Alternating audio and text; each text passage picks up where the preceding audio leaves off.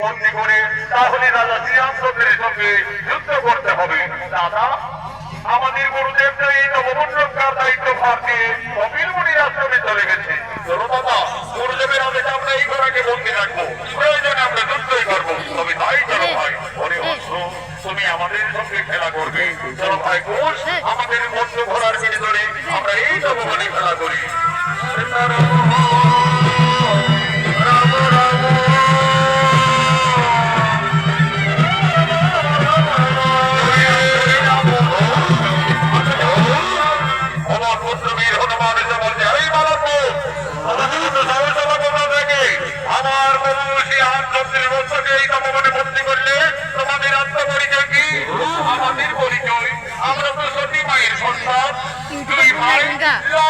पूरा छाड़ना है।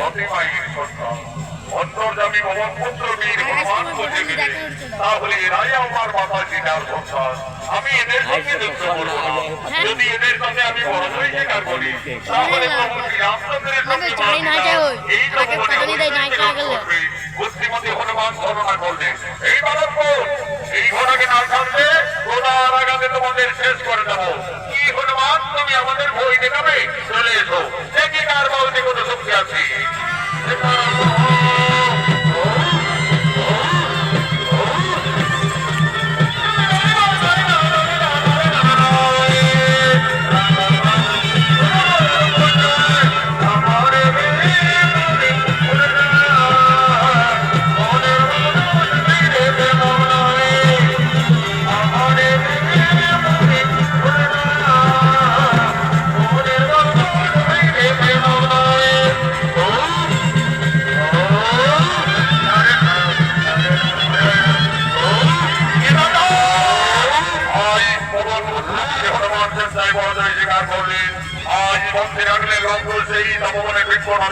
এমন সময় উপস্থিত হয়ে যায় অযোধ্যার সমস্ত সেনারা। ওরে ভাই, দেখো, বন্দী করেছে আমাদের মোগল পুত্র বীর হনুমানকে, বন্দী করেছে অন্তরের যজ্ঞের ঘোড়াকে। এমন শক্তিশালী দুই ঋষি ভারত, এ বাবা তোমরা, আমরা সতী মায়ের সন্তান ঋষি বাল্মীকির শিষ্য দুই ভাই